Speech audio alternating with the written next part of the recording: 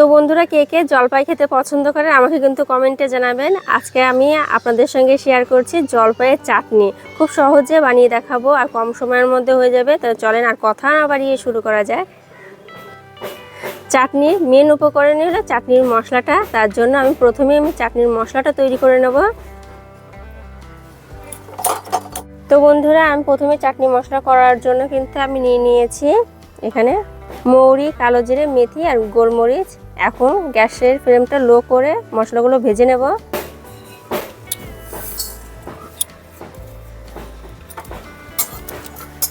মশলাটা লো ফ্লেমেই ভাজতে হবে, একটু সময় নিয়ে ভেজে নেব। তো বন্ধুরা, এই রেসিপিটা যদি আপনাদের ভালো লাগে তাহলে কিন্তু সম্পূর্ণ ভিডিওটা দেখে একটা লাইক দিয়ে রাখবেন আর চ্যানেলটিকে সাবস্ক্রাইব করে রাখবেন এরকম নতুন নতুন রেসিপি পেতে।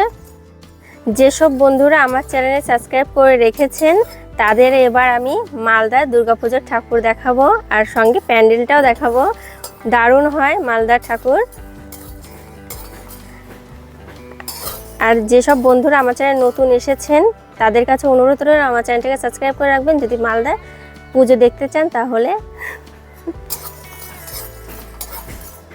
মশলাটা আমি লো ফ্লেমে ভেজে নিয়েছি, এখন তুলে নিচ্ছি।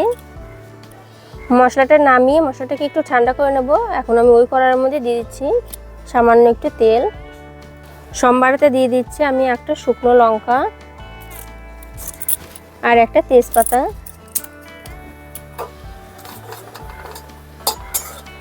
শুকনো লঙ্কা আর তেজপাতাকে একটু ভাজা ভাজা করে নিচ্ছি, সামান্য একটু ভাজা ভাজা করে নিয়েছি। আর সম্বারেতে আমি দিয়ে দিচ্ছি সর্ষে, আপনারা পাঁচফোড়নও দিতে পারেন। সর্ষেটা ফোটা শুরু করবে, তারপরে আমি জলপাইগুলো দিয়ে দেবো। সর্ষেগুলো না ফোটা শুরু হলে পরে যদি এমনি দেওয়া যায় সর্ষের কোনো একটা সেন্টই বেরায় না।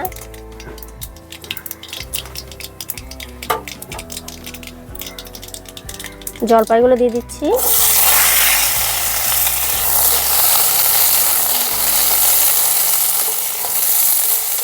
জলপাইয়ের মধ্যে আমি একটু হলুদ লবণ দিয়ে দেবো,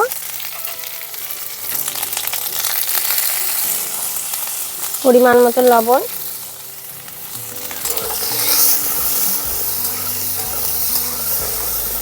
সামান্য একটু ভেজে নেব, বেশি ভাজার কোনো প্রয়োজন নেই।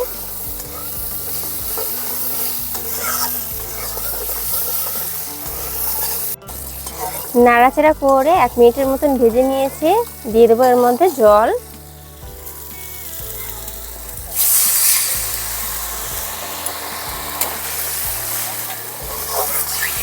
এখন ঢাকা দিয়ে জলপাইটা সেদ্ধ করে নেব। জলপাইটাতে সেদ্ধ হতে বসিয়ে দিলাম। এখন মশলাটাকে আমি একটু কুটে নেব। আপনারা চাইলে পাটাতেও বেটে নিতে পারেন।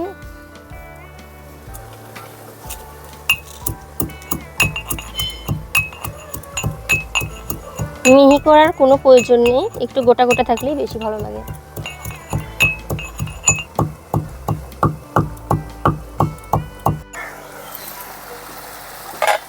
দেখেন জলপাইগুলো ফেটে সেদ্ধ হয়ে গেছে কত সুন্দর করে।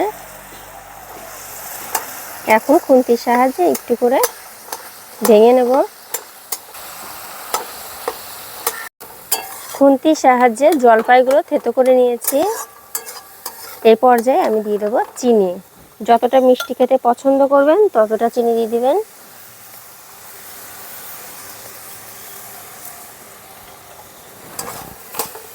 চিনি দেওয়ার পরে কিন্তু কালারটা অনেকটা চেঞ্জ হয়ে যাবে আর চিনি থেকে জল ছাড়বে।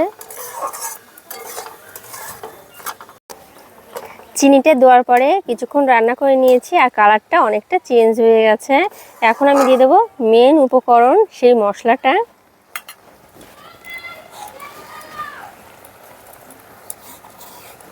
গোলমরিচ আছে, একটু ঝাল ঝাল লাগবে, ভালো লাগবে।